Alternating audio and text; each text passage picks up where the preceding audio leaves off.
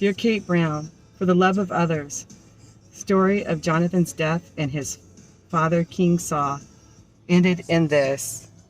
I don't care who you are, an impartial participant, you have no right to kill one of God's anointed, even if they ask you to, and even if you think there is no hope for their survival. Even if they have self-inflicted injuries, you have no right to impose a mercy kill to one of God's anointed, including in utero human beings, period. And there will be swift justice, said King David.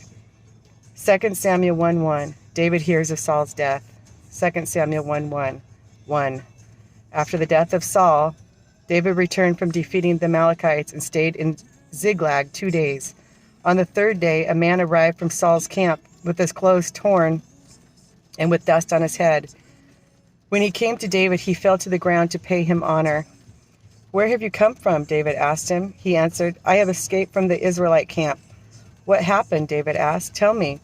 He said, the men fled from the battle. Many of them fell and died. And Saul, his son Jonathan, are dead. Then David said to the young man giving report, how do you know that Saul and his son Jonathan are dead? It happened on Mount Gilboa, the young man said. And there was Saul leaning on his spear, with the chariot riders almost upon him.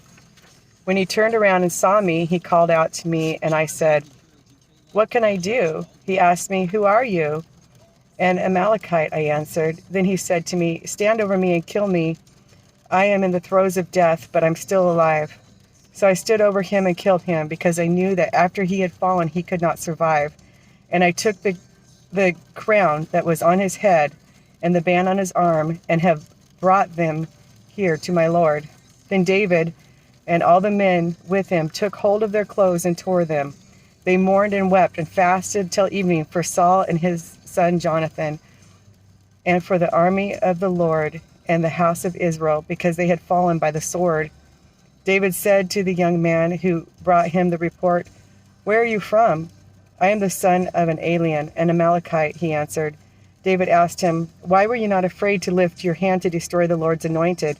Then David called one of his men and said, go strike him down. So he struck him down, and he died. For David had said to him, your blood be on your own head.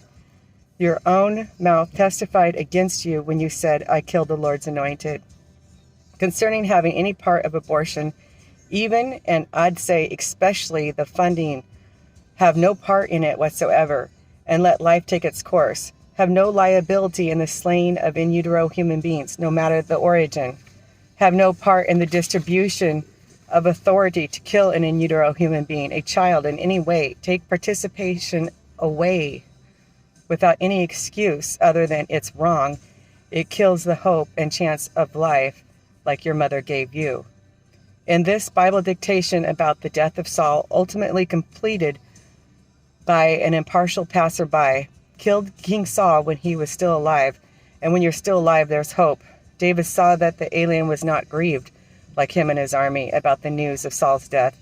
He put an end to his life by having one of his commanders slay him, and he died because he dared to touch God's anointed. Yes, he probably would have died anyway, but even his weapon bearer would rather die than do as the King Saul had first asked him, to put a quick end to his life. But he would not. He would rather die himself than to kill King Saul. So he landed on his own sword too. A mother would rather die than have her child die before her. That is, if the laminating on her heart is still there. The first step in abortion is the laminating on her cervix between her and her baby is removed. And David speaks of grief of his best friend Jonathan and King Saul dying, and how the alien that supposedly did the mercy kill did not grieve or tear his clothes that their beloved king was dead. David loved Jonathan. They were best friends. And Saul, Jonathan's father, was a troubled person, a man of battle, so he was troubled and violent. David played the harp for Saul, and it gave him comfort. David and Jonathan grew up together and were a refuge for each other to hide from his father's rage.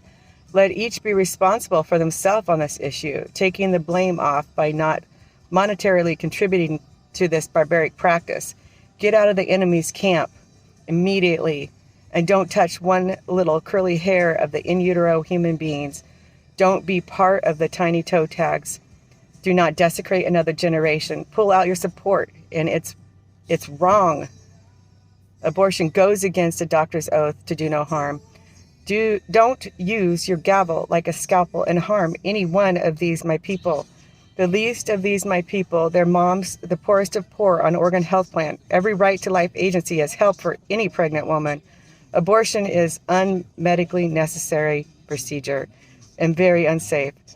Women have got injured and even got STDs from non-sterile medical procedures. It's wrong, and the grief goes on forever because it's never meant that we outlive our children. And Jonathan, his father, King Saul, died in the same battle. That gave David some comfort because he knew even though they died, they would not have to bear the grief of losing each other, even though at times they found themselves at the other side of the battle. Jonathan and David were such good friends. It was known that they were like one, brothers. Do you know that we grieve over brothers and sisters that die even if we never met them? My grandma Dodie never got over losing her first child, which was stillborn, and they had the technology back then to give C-sections. The doctor heard the heartbeat before he left for the evening, then came back in the morning to help deliver. He could have done a C-section. He even said, I noticed the heartbeat was slow, which means the baby was in distress, and he could have saved my Uncle Larry's life by giving her a C-section in time. Don't be part of contributing to killing an in utero human being. There's always hope of life and a good outcome if steered the right direction. The world needs to be led to getting along and using resources to help families instead of killing all hope. Countless times women have shared their stories of doctors saying something is terribly wrong with their baby and their doctor said to abort, and then everything was fine. And even if your child is disabled, they are still blessings. And who can discriminate? Stop killing our little boys and girls. Be strong, be brave, speak up for the in uteros. They deserve a chance at life like your mom gave you.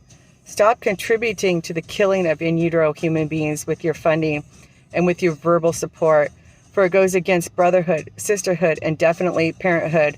We're parents for life. And if we have an abortion, we are a parent to a dead child for life. And it's miserable. Most of us hope to have our child reside with us. Just without hesitation, put an emergency stop to the funding of abortion. Why put yourself holding the fuel that keeps the killing going? Like love and logic parenting, put the responsibility back on each of us to be self-managers like I was awarded when I was 8 at Bethel School, where I met Corrie ten Boom, who dedicated her life to her elderly aunts and missionary families, washing their clothes and taking people in, later to hide Jews in their home during the Nazi regime. And they rescued over 100 babies that would have been killed at an orphanage that was going to kill all the Jewish children. Stop abortion now. Mother Teresa said it's the biggest atrocity to mankind.